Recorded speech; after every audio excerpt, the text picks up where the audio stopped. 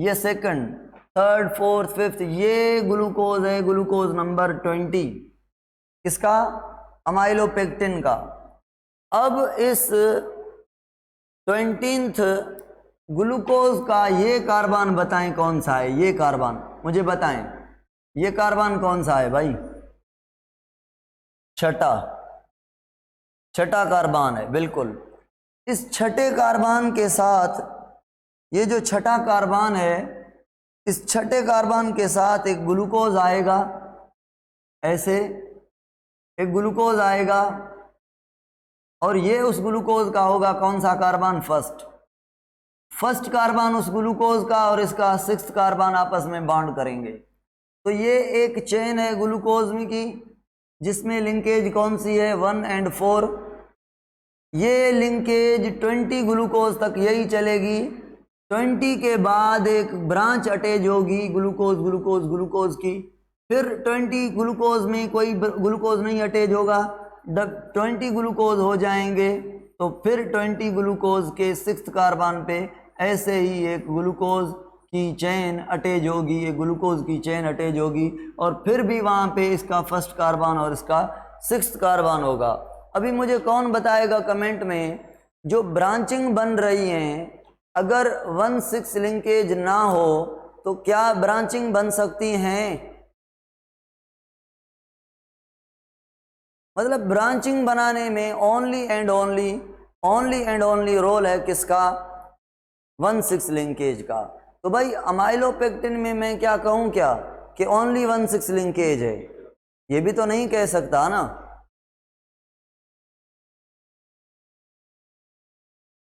नहीं, 1,4 भी है। जो ये लीनियर चेन है इसमें 1,4 है, इसके साथ ब्रांच अटैच करने के लिए 1,6 लिंकेज है। तो भाई समझें, अब समझें, स्टार्च का अमाइलोज हो गया लीनियर, और अमाइलोपेक्टिन हो गया क्या? ब्रांचड। और अमाइलोज और अमाइलोपेक्टिन में एक और फर्क है कि अमाइलोज सॉल्यूबल होता है हॉट वाटर में, जबकि अमाइलोपेक्टिन इनसॉल्यूबल होता है हर एक वाटर में, हॉट हो या कोल्ड हो या नॉर्मल हो, ठीक है ना। जनरली तो पॉलीसेकेराइड क्या होते हैं? इनसॉल्यूबल होते हैं ना, मगर अमाइलोज जो है लेस स्टेबल है than other all polysaccharide. Amylose को मैं पूरा पॉलीसेकेराइड कहूं या स्टार्च का पार्ट कहूं? स्टार्च का कंपोनेंट कहूं? कंपोनेंट है।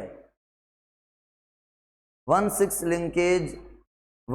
लिंकेज कांस्टेंट है, 2,6 नहीं,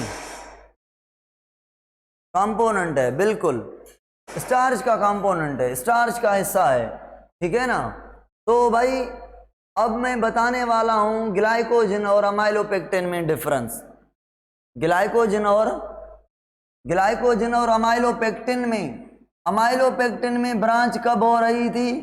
हर 20 ग्लूकोज के बाद 1,6 लिंकेज से ग्लूकोज अटैच हो रहा है। मगर ग्लाइकोजन भी ब्रांचड होगा, हर 10 ग्लूकोज के बाद ब्रांच होगी, हर 10 ग्लूकोज के बाद ब्रांच होगी। अभी मुझे बताएं, ज्यादा ब्रांचड कौन हो गया? मोर ब्रांचड कौन हो गया भाई बताएं? बॉन्डिंग वही हो गई 1,4 एंड 1,6, अमाइलोपेक्टिन में भी ग्लाइकोजन में भी, मगर ग्लाइकोजन मोर ब्रांचड है। मैं फिगर आपको दिखा रहा हूं। ओके, अमाइलोपेक्टिन और अमाइलोज में से ज्यादा स्टेबल कौन है और ज्यादा सॉल्यूबल कौन है? हाँ, 10 ही, ठीक है ना। ये बात यहां तक क्लियर हो गई। अगर यहां तक आपको बात क्लियर हो गई है तो भाई सुने, अभी मेरी बात सुने आप। अभी कुछ नहीं बचा। अभी ये किसका बना हुआ है? Alpha glucose. ये भी अल्फा ग्लूकोज, इसमें लिंकेज 1,4 एंड 1,6, इसमें भी 1,4 एंड 1,6। ये 1,6 लिंकेज बन रही है हर 10 ग्लूकोज के बाद, इसमें 1,6 लिंकेज बन रही है हर 20th ग्लूकोज के पास। क्या सारे स्टार्च में 1,6 लिंकेज है या सिर्फ अमाइलोपेक्टिन में है? अमाइलोपेक्टिन में है। मुझे बताएं ग्लाइकोजन के साथ कौन सा पार्ट आपका मैच कर रहा है स्टार्च का, अमाइलोज या अमाइलोपेक्टिन? ग्लाइकोजन के साथ कौन सा पार्ट रिजेंबल है? अमाइलोपेक्टिन आप कहेंगे। बिल्कुल, क्योंकि ब्रांचेड है, ठीक है, मगर डिफरेंस फिर भी है, वो ज़्यादा ब्रांचेड है ग्लाइकोजन, ये लेस ब्रांचेड है। उसके बाद भाई अभी यहाँ पे लिखा हुआ है ब्रांचेड, ये मैंने चीज़ क्लियर कर दी है। इंसॉल्युबल ये भी होगा, ब्रांचेड मोर होंगी, अल्फा ग्लूकोज का बना हुआ है, मैंने ऊपर लिख दिया है। स्टोरेज फॉर्म है, कहाँ पे स्टोर होती है ग्लाइकोजन, बताएं ग्लाइकोजन कहाँ पे स्टोर होती है? सुनील भाई लो यार, मुझे फाइल पे हुआ मोबाइल में इन्हें में छटना हुआ ट्रांसफ़र करना हुआ, यो खुले तो मोबाइल में USB कनेक्ट कई था मामा रिसोर्स हाणे जो ये लेक्चर आ लेके रहा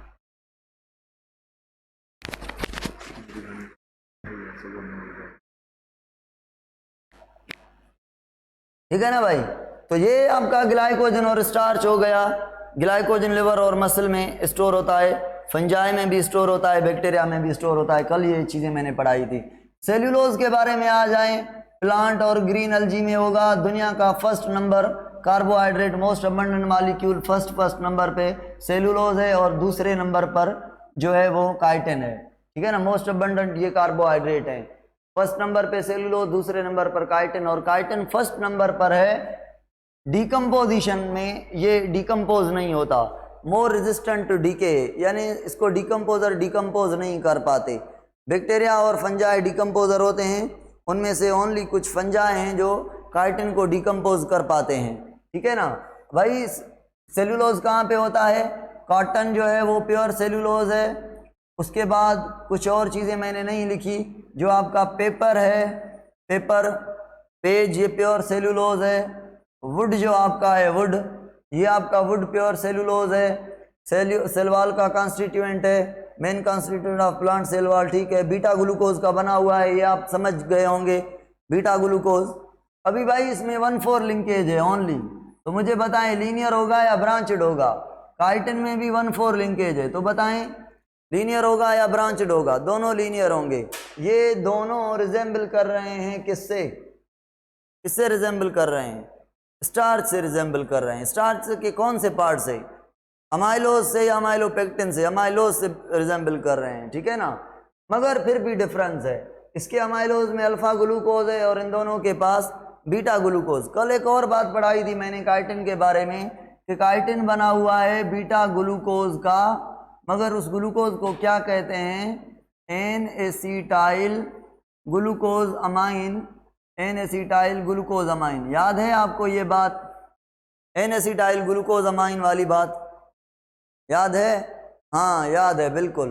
तो एन एसिटाइल अमाइन का मतलब है बीटा ग्लूकोज के साथ एसिटाइल ग्रुप लगा हुआ है और अमाइन ग्रुप। अमाइन ग्रुप, हर जो ग्लूकोज होगा ना भाई, हर जो ग्लूकोज होगा काइटिन में, उस पर अमाइन ग्रुप NH2 लगी होगी, और उसके बाद CH2 and carbon double bonded with oxygen. ये आपका CH2 C double bonded with oxygen acetyl group हो गया, और ये आपका अमाइन ग्रुप हो गया, तो इसको का एन एसिटाइल अमाइन ग्रुप। ये आपका बीटा ग्लूकोज है, तो ये बीटा ग्लूकोज का बना हुआ है, और बीटा ग्लूकोज को अमाइन और एसिटाइल ग्रुप के होने की वजह से एन एसिटाइल ग्लूकोज अमाइन कहते हैं, ठीक है ना। तो ये फंजाई का सेल वॉल बनाता है और आर्थ्रोपोड की कवरिंग बनाता है, ठीक है ना। एक्सोस्केलेटन जिसको कहते हैं, प्रोटेक्शन देता है, वाटर प्रूफ होता है, हाईली इम्परमिएबल होता है, और बहुत ज़्यादा, सबसे ज़्यादा इंसॉल्युबल जो है वो इंसॉल्युबल सबसे ज़्यादा जो है ना कौन होता? ज़्यादा में ज़्यादा इंसॉल्युबल कौन है? पूरे कार्बोहाइड्रेट में सेल्यूलोज सबसे ज़्यादा इंसॉल्युबल है, सबसे ज़्यादा इंसॉल्युबल सेल्यूलोज है। और ये भी अनब्रांच्ड होगा, ये भी अनब्रांच्ड होगा। भाई ये चीज़ें आपकी अभी मेरे ख्याल में क्लियर होनी चाहिए, है ना। ये मैंने चीज़ें आपको समझा दी हैं, बता दी हैं, और रिपीट भी हो गई कल वाली कुछ चीज़ें, कुछ रह गई थी। अब आगे चलने की कोशिश करेंगे, ठीक है ना। ज़्यादा इसको टाइम नहीं देंगे, बहुत सारा टाइम दे दिया सेम चीज़ों को रिपीट करने में। ये चीज़ नीचे क्या लिखी हुई है कि स्टार्च में जो लिंकेज है वो अल्फ़ा 1,4 भी है, अल्फ़ा 1,4 भी है, और अल्फ़ा 1,4 भी है, और 1,6 भी है। अमाइलोज में ओनली ये मैंने पढ़ा दी, अल्फा 1,4 अल्फा 1,6, ठीक है। ये बीटा 1,4 बीटा 1,4, ठीक है ना। अभी एक और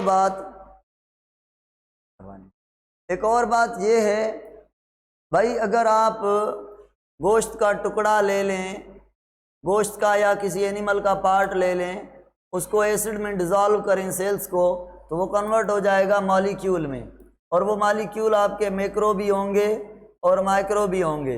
अब उस मॉलिक्यूल को आप इस बीकर में डाल दें, और इस बीकर में आप एक केमिकल डालें आयोडीन नाम का।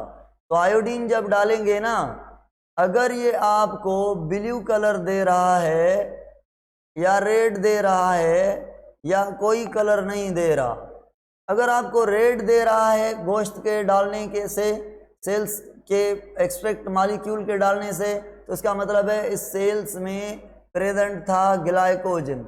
ग्लाइकोजन आयोडीन टेस्ट में रेड कलर देता है। अगर ब्लू कलर दे आयोडीन के डालने से, तो इसका मतलब है इसमें स्टार्च प्रेजेंट है। अगर आप पोटैटो लें, राइस लें, उनको ग्राइंड करके आप आयोडीन टेस्ट करें तो वो ब्लू कलर देगा, इसका मतलब है पोटैटो और राइस में स्टार्च है। अगर कोई भी कलर नहीं दे तो इसका मतलब यहाँ पे सेल्यूलोज है, ठीक है ना। सेल्यूलोज के आयोडीन टेस्ट में कोई कलर नहीं अपीयर होता। ये थे हमारे polysaccharide. Move to the next topic, and और नेक्स्ट टॉपिक इज लिपिड, ठीक है ना। कार्बोहाइड्रेट आपके पूरे हो गए भाई, कार्बोहाइड्रेट आपके हो गए पूरे। केड़े नेम सा रखियो तो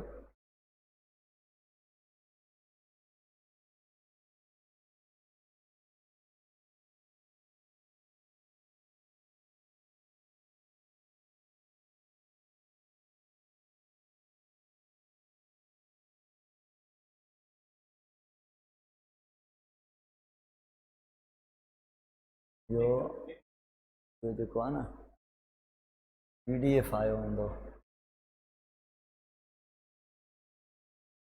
lipids.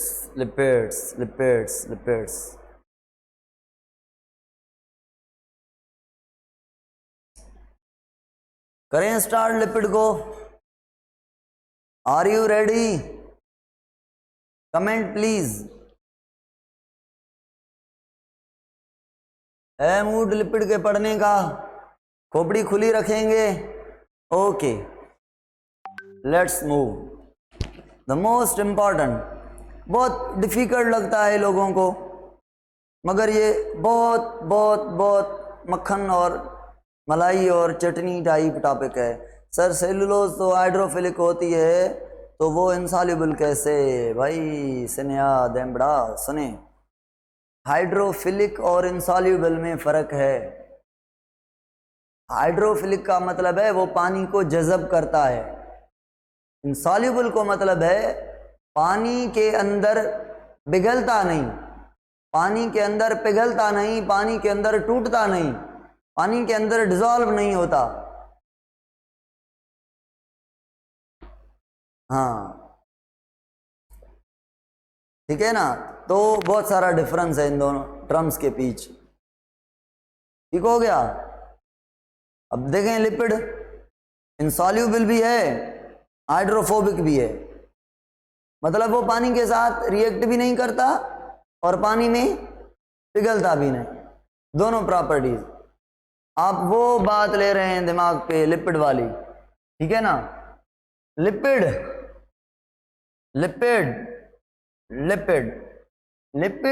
is the organic molecule which compose of carbon, hydrogen and very much least amount of oxygen। Lipid एक ऑर्गेनिक मॉलिक्यूल है जो कि कार्बोहाइड्रेट के जैसा है, कार्बन, हाइड्रोजन और ऑक्सीजन का बना हुआ है, मगर इसकी प्रॉपर्टीज कार्बोहाइड्रेट जैसी नहीं है। क्यों? क्योंकि कार्बोहाइड्रेट में ऑक्सीजन बराबर होती है कार्बन के, यहाँ पे ऑक्सीजन कम है। कौन बताएगा मुझे? ऑक्सीजन कम है, इसका मतलब लिपिड में OH ग्रुप ज्यादा होंगे या कम होंगे? तकरीबन नहीं होंगे, ऑलमोस्ट नहीं होंगे, है ना। लिपिड का भाई जनरल फार्मूला जो है ना वो है CN H2N एंड O2, ठीक है ना। बाकी मुख्तलिफ लिपिड में मुख्तलिफ होगा। इन जनरल कार्बन जितने होंगे हाइड्रोजन उनके डबल होगी और ऑक्सीजन 2 होगी, मतलब ऑक्सीजन कम होगी, ऐसा समझ लें। तो OH कम है, OH वर्क करता है एज अ फंक्शनल ग्रुप, मतलब रिएक्टिव ग्रुप। तो मुझे बताएं लिपिड रिएक्टिव हो गई या लेस रिएक्टिव हो गई, रिएक्टिव हो गई या नॉन रिएक्टिव हो गई? नॉन रिएक्टिव हो गई, लिपिड नहीं करेगी किसी से रिएक्ट। क्यों? OH ग्रुप रिएक्टिव ग्रुप नहीं है, पॉलीहाइड्रोक्सी नहीं है। अच्छा बताएं जब रिएक्ट नहीं करेगी तो सॉल्यूबल होगी क्या? इनसॉल्यूबल होगी, इनसॉल्यूबल होगी इनऑर्गेनिक सॉल्वेंट यानी वाटर में। मगर अगर ऑर्गेनिक सॉल्वेंट ले आए जैसे बेंजीन है, इथेनॉल है, अल्कोहल है, क्लोरोफॉर्म है, तो इनमें ये होगी क्या? इनमें होगी क्या? सॉल्यूबल।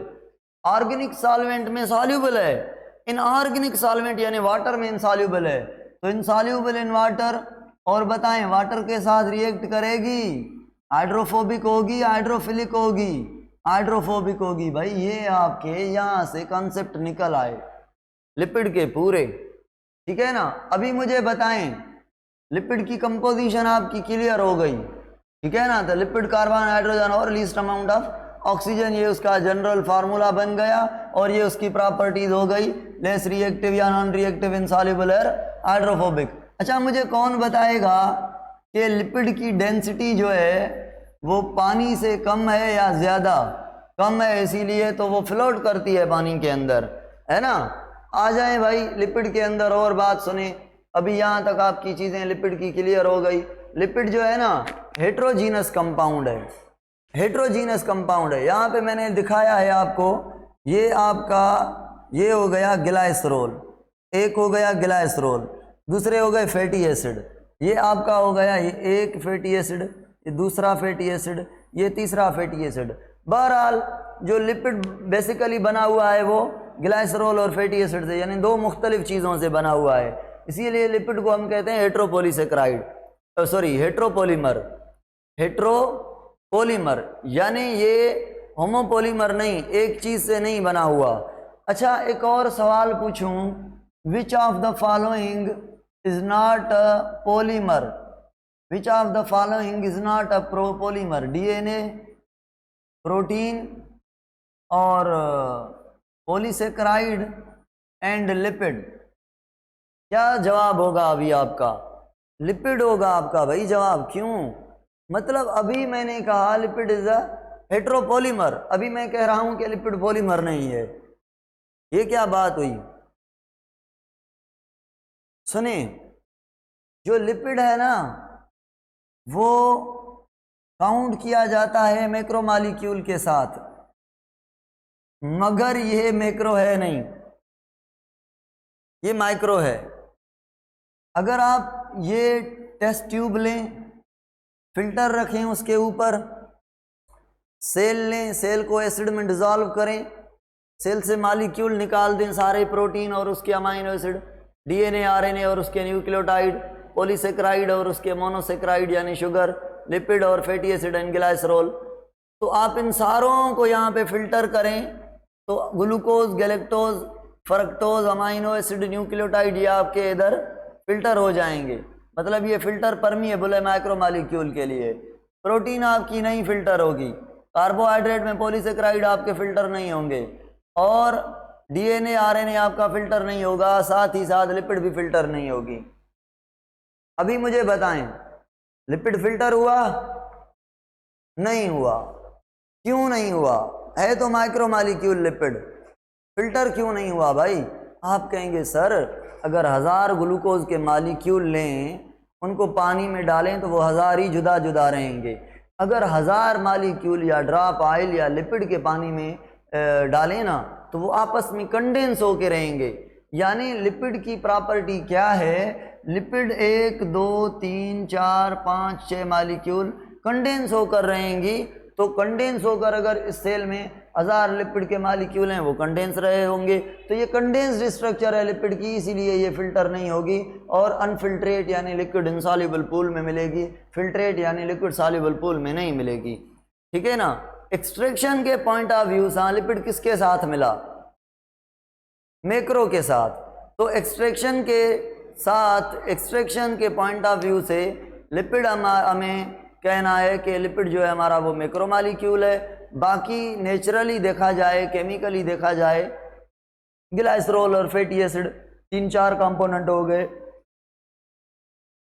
3 फैटी एसिड 1 ग्लाइसरॉल, 4 चीजें हो गई और ये एक चेन है, एक चेन है, एक चेन है, ये सारा मिलकर एक ही मॉलिक्यूल बन रहा है। तो जनरली लिपिड को हम माइक्रो मॉलिक्यूल मानते हैं केमिकली, मगर हमारे बुक में मैक्रो लिखा हुआ है तो हम मैक्रो लेते हैं। क्यों? एक्सट्रैक्शन के पॉइंट ऑफ व्यू से। अगर एग्जामिनर हमें पूछे कि लिपिड, पॉलीसेकेराइड, डीएनए और ग्लूकोज में से मोनोमर कौन सा है, माइक्रो मॉलिक्यूल कौन सा है, अभी लिपिड कहेंगे क्या? आप अभी क्या कहेंगे? अभी ग्लूकोज कहेंगे, अभी ग्लूकोज को माइक्रो मॉलिक्यूल मोनोमर कहेंगे। ठीक है ना। अगर आपको सारे पॉलीसेकेराइड दे रहा है, पॉलीमर दे रहा है, तो सबसे छोटा जो है वो लिपिड है, इसीलिए लिपिड को हम माइक्रो मॉलिक्यूल या मोनोमर मानेंगे, पॉलीमर नहीं मानेंगे। ठीक है ना। ओके, अभी भाई कंपोजिशन आपकी क्लियर हो गई। Soluble in organic solvent just as ether, alcohol, chloroform, benzene, ये मैंने पढ़ाया। Why lipid present in cell और इन अवर बॉडी? क्यों भाई लिपिड हमारी बॉडी में प्रेजेंट है, क्या करती है लिपिड?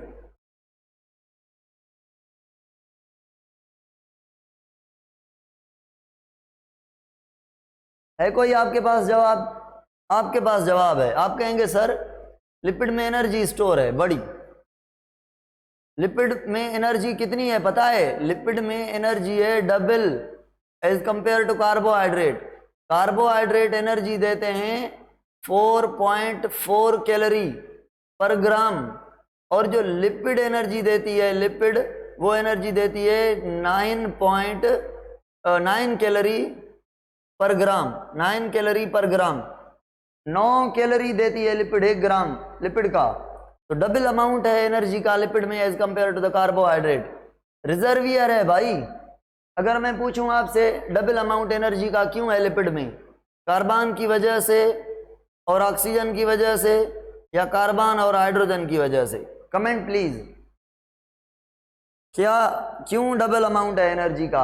आप कहेंगे सर हाइड्रोजन में एनर्जी होती है, जितने कार्बन ज्यादा होंगे उतनी हाइड्रोजन ज्यादा होगी, कार्बन ज्यादा तो हाइड्रोजन उनके डबल होगी, तो कार्बन और हाइड्रोजन की वजह से लिपिड में एनर्जी ज्यादा है। ओके, रिजर्वियर का बात सुने। हमारी बॉडी में तकरीबन अगर एडल्ट पर्सन को लेना 16 kg आपकी बॉडी में फैट है, लिपिड है 16 kg। असाइल ग्लाइसरोल लिपिड है आपके बॉडी में 16 kg। एक एडल्ट पर्सन, मोटा होगा तो कुछ ज्यादा होगी, पतला होगा तो थोड़ी कम होगी। ये जो 16 kg फैट है आपकी बॉडी में 1,44,000 कैलोरी एनर्जी है इनमें। 16 kg में 1,44,000 कैलोरीज हैं इस लिपिड में आपकी बॉडी में। मतलब इतना एनर्जी का सोर्स पड़ा हुआ है, रिजर्वियर है। अगर आपको मानी रोटी या कोई खाने को चीज़ ना मिले, घर वाले आपको रोटी ना दें, या आप रोटी ना खाएं, या ऐसी जगह पे हो, या आपको कोई चीज़ ना मिले, तो आप पानी के बगैर रह सकते हैं या खाने के बगैर रह सकते हैं? बताएं। पानी के बगैर नहीं रह सकते, खाने के बगैर आप रह सकते हैं। खाना ना खाएंगे, कार्बोहाइड्रेट आपका ब्लड से कम हो जाएगा, लिवर वाला ग्लाइकोजन यूज होगा, मसल वाला ग्लाइकोजन यूज होगा, वो भी खत्म हो जाएगा, तो आपकी लिपिड आ जाएगी जो स्टोर है एडिपोज सेल में, स्किन में, वो कन्वर्ट होगी शुगर में। इस प्रोसेस को कहेंगे gluconeogenesis. Formation of sugar from other components. तो बहुत इंपॉर्टेंट है, मगर खाना इतना इम्पॉर्टेंट नहीं, पीना बहुत इम्पॉर्टेंट है, ठीक है ना। पानी नहीं पिएंगे तो बॉडी के काम नहीं चलेंगे, जल्दी में डेथ हो जाएगी, जल्दी में टिकट कट जाएगी। खाना ना खाएं 2-3 माह, कम से कम 6 माह तक इंसान रह सकता है बगैर खाए, अगर एक हेल्दी पर्सन हो। क्यों? उसका रीज़न ये है, इतनी कैलोरीज आपके पास हैं फेट के अंदर। जब आपको खाना नहीं मिलेगा तो आपकी बॉडी की फेट कन्वर्ट होती रहेगी शुगर में, और बॉडी को सांस लेने के लिए एनर्जी मिलती रहेगी। जब फेट ख़त्म हो जाएगी तो अगली बारी आएगी किसकी? प्रोटीन की, यानी आपके मसल्स की। तो आपके देखा है जो बूढ़े होते हैं उनकी जो मसल्स, गोश्त होता है वो ख़त्म हो जाता है तो स्किन ऐसे क्या वो फोल्ड बना लेती है ना। क्या कहते हैं इसको उर्दू में? झरियाँ हो जाती हैं। तो ये प्रोटीन ख़त्म हो जाती है ना गोश्त, तो स्किन लटकती है। हाँ वही याद आ गया सिद्धांत भाई, ठीक है ना, रिंकल्स, बिल्कुल ठीक है ना। हाँ, तो उसके बाद लिपिड आपके लिए इंसुलेटर है against the heat and cold. देखा है आपने, जो रैबिट होता है बर्फानी इलाके में रहता है, वो इस चीज़ पे घूमता है, इसके अंदर ये सारी फैट भरी होती है ऐसे, वो बर्फ़ पे घूमता है, उसको पता नहीं चलता कि बर्फ़ ठंडी है। क्यों? क्योंकि वो ये सारी इसकी क्या है, ये फैट है, ये कोल्ड को जज़ब नहीं होने देती, रेजिस्ट करती है। तो हीट से और कोल्ड से रेजिस्ट करती है, इंसुलेटर है, प्रोटेक्ट करती है लिपिड। उसके बाद एक्ट करती है as a water proof material. Water proof material जैसे आपका क्यूटिकल हो गया, सीड के ऊपर, फ्रूट के ऊपर, लीफ के ऊपर। उसके बाद बायोन्सी देना, यानी फ्लोटिंग प्रॉपर्टी देना, फ्लोट करवाना, ये बायोन्सी देना। जैसे गोल्जी बॉडी को बायोन्सी दे रही है, ये डेंसिटी कम है ना, चीज़ों को, कंपोनेंट को बायोन्सी देना। Component of cellular membrane, cellular membrane की कंपोनेंट है जैसे फास्फोलिपिड, कोलेस्ट्रोल या ग्लाइकोलिपिड, ये आपकी, ठीक है ना, एंटीजन तौर काम, हार्मोन तौर काम करेगी। आपके जो हार्मोन हैं, सेक्स हार्मोन एनिमल के अंदर वो लिपिड नेचर के हैं, प्लांट के अंदर ऑक्सिन, जिबेरेलिन, साइटोकाइनिन, ये आपके लिपिड नेचर के हैं। पिगमेंट आपके क्लोरोफिल देखें, केराटिनॉइड देखें, आपके ये लिपिड नेचर के हैं, आज हम पढ़ेंगे, ठीक है ना। और उसके बाद हार्मोन भी पढ़ेंगे हम, स्टेरॉइड लिपिड में आएंगे, ठीक है ना। और पिगमेंट आपके केराटिनॉइड लिपिड में आएंगे।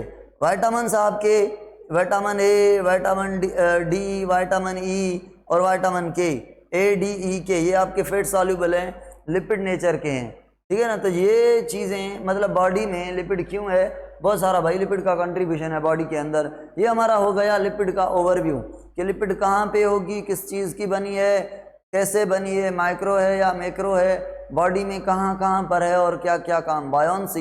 बायोन्सी का मतलब है फ्लोटिंग प्रॉपर्टी देना, तैरने की कैपेसिटी देना। स्टीरॉइड्स, हाँ बिल्कुल, कोलेस्ट्रोल। यहाँ तक क्लियर हो गया भाई?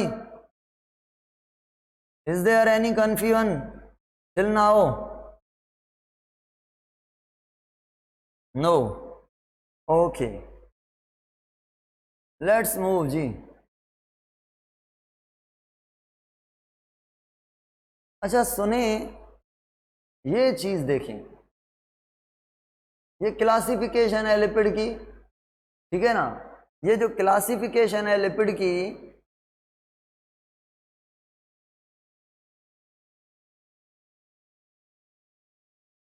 ये गौर से समझनी है भाई, बहुत बहुत बहुत खोपड़ी इस्तेमाल करके।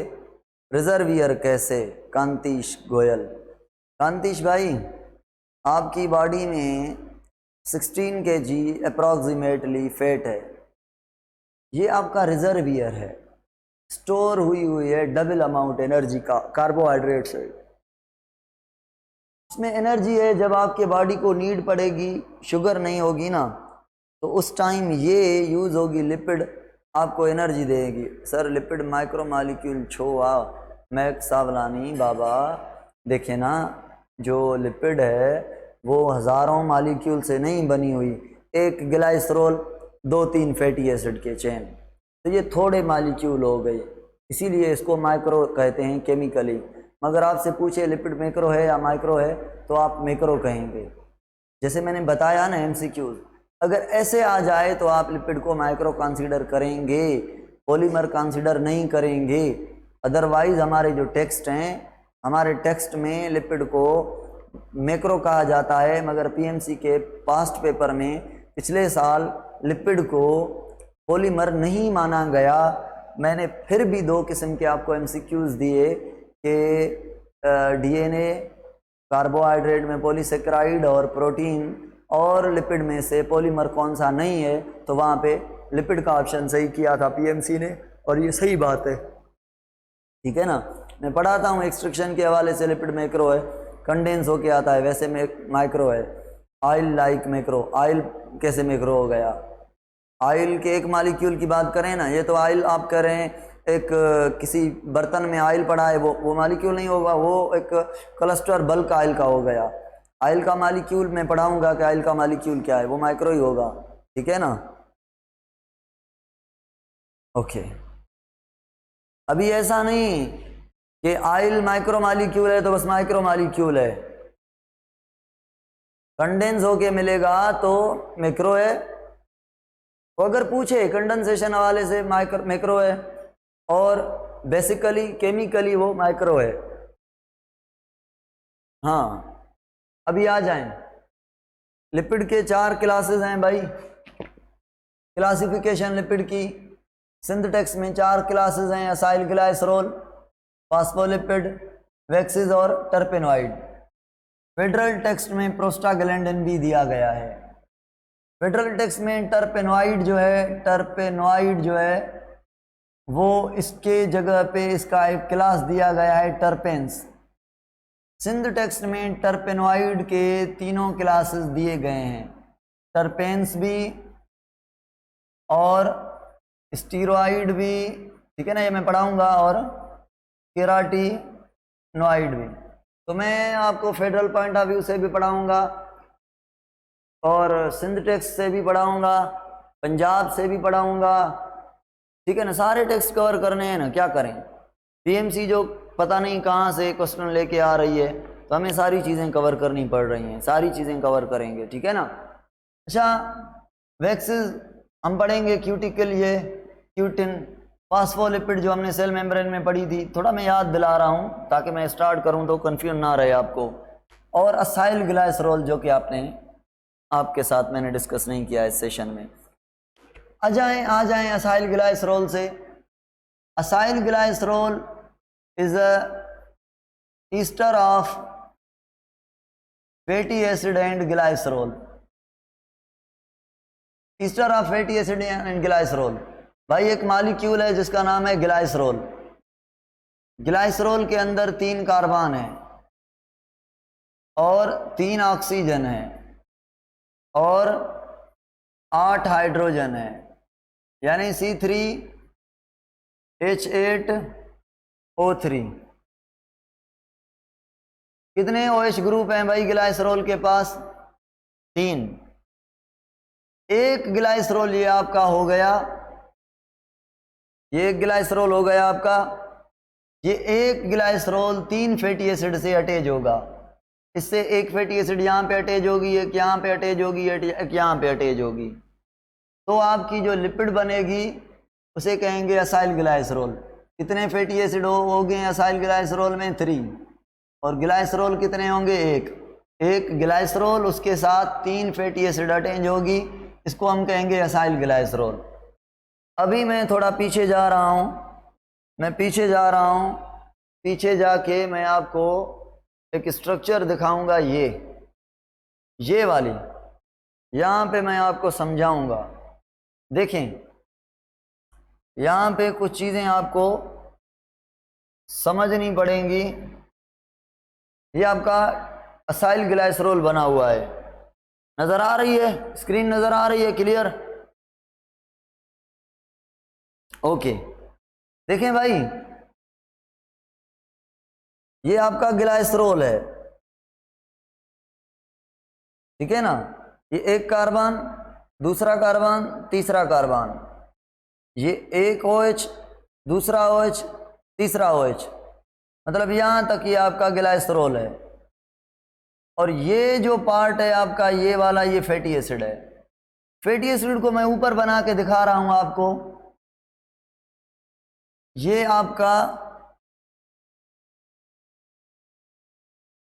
आपका फैटी एसिड है। Carbon double bonded with oxygen, single bonded with OH, carboxylic group हो गया, बताते जाएं। COOH ग्रुप हो गया, ये हो गया ना COOH, तो मैंने ऐसे लिखा है। रियलिटी में ये कार्बोक्सिलिक ग्रुप है और उसके बाद कार्बन कार्बन कार्बन कार्बन की चेन है। इस कार्बन की चेन को आप R से भी रिप्रेजेंट कर सकते हैं। रेडिकल मतलब इसके साथ कुछ भी अटैच, कितने भी कार्बन अटैच हो सकते हैं। तो यहाँ पे मैंने क्या किया है, COOH, यानी आपका हो गया कार्बोक्सिलिक ग्रुप, COOH ग्रुप, और ये CH2 और बाहर दिया है 6 या 16 CH3। मतलब ये मैंने ये दिया है कि इसमें 16 कार्बन्स हैं। आखिरी कार्बन ये एक कार्बन इधर, टोटल 18 कार्बन हो गए। तो ये कितने भी कार्बन हो सकते हैं। अभी फैटी एसिड क्या है, फैटी एसिड है क्या? फैटी एसिड की अगर डेफिनेशन को देखें तो हम कहेंगे fatty acid is a molecule which consist of head and tail, which consist of head and tail. और हेड हम किसको कह रहे हैं, कार्बोक्सिलिक ग्रुप को हम हेड कह रहे हैं। COOH को हम क्या कह रहे हैं, COOH को हम क्या कह रहे हैं, हेड। मुझे कौन बताएगा हेड पोलर हो गया या नॉन पोलर? OH है भाई हेड के पास, रिएक्टिव हो गया, पोलर हो गया, नेगेटिव चार्ज भी हो गई, पॉजिटिव चार्ज भी हो गई, दोनों चार्ज हो गई तो डायपोल हो गया, पोलर हो गया, रिएक्टिव होगा। इसीलिए इस पे कार्बन अटैच हो सकते हैं। तो इसके साथ अटैच होगा क्या, टेल। टेल क्या है भाई, कार्बन और हाइड्रोजन की चेन है। कार्बन और हाइड्रोजन की चेन है जो टर्मिनेट होगी फाइनली CH3 मिथाइल ग्रुप पर। और मिथाइल ग्रुप मुझे बताएं पोलर है या नॉन पोलर है? मिथाइल ग्रुप ऑल हाइड्रोजन्स हैं, ओनली पॉजिटिव चार्ज है, तो ये नॉन पोलर हाइड्रोफोबिक हो गया। तो देखें फैटी एसिड का एक हो गया हेड और दूसरा है टेल, जो कि बना हुआ है कार्बन और हाइड्रोजन की चेन का। अभी जो सारा टेल है आपका वो ऑक्सीजन कंटेन नहीं कर रहा, वो नॉन पोलर हो गया। और ये जो टेल है आपका ये नॉन रिएक्टिव हो गया, यहाँ से यहाँ तक टेल हो गया। ये टेल का आपका मिथाइल ग्रुप हो गया। ये मैंने यहाँ पे लिखा है, ये मिथाइल ग्रुप टेल का, और ये बीच वाले हाइड्रोकार्बन चेन, ठीक है ना। एज अ होल मैंने शॉर्टकट में लिख दिया CH2, कितने भी लिख दें होल करके, 16 लिखें, 14 लिखें, 12 लिखें, तो उतने कार्बन नंबर बन जाएंगे, ठीक है ना। अभी ये फैटी एसिड किससे कंबाइन होगा, ग्लाइसरोल से। तो यहाँ पे थोड़ा ध्यान दें, थोड़ी अपने माइंड को यूज करें कि ये आपका OH किसका है, बताएं। ये OH किसका है, ग्लाइसरोल का। और ये OH किसका है, फैटी एसिड का। भाई एक बात, एक कंफ्यूजन है यहाँ पे। जो पंजाब टेक्स्ट है आपका, उस पंजाब टेक्स्ट का कहना है कि जो आपका ग्लाइसरोल होगा, जो ग्लाइसरोल का OH होगा, ये आपका हो गया ग्लाइसरोल का OH, ये एक OH, ये दूसरा, ये तीसरा, ठीक है ना। ग्लाइसरोल का OH रिलीज होगा और फैटी एसिड में से हाइड्रोजन रिलीज होगा। ये पंजाब बुक का कहना है। मेरे हिसाब से ये बात गलत है, ठीक है ना। हम पंजाब को फॉलो कर रहे हैं। अगर केमिस्ट्री भी हमें बता रही है, आप केमिस्ट्री में देखें, फेडरल बुक में देखें, बाकी सारे बुक्स में देखें, तो वहाँ पे क्या कह रहा है कि जो OH रिलीज होगी वो यहाँ से रिलीज होगी, यहाँ से सिर्फ और सिर्फ हाइड्रोजन रिलीज होगा, तो फाइनली रिलीज होगा H2O।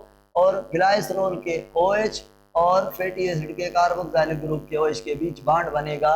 इस बांड को हम कहेंगे ईस्टर बांड।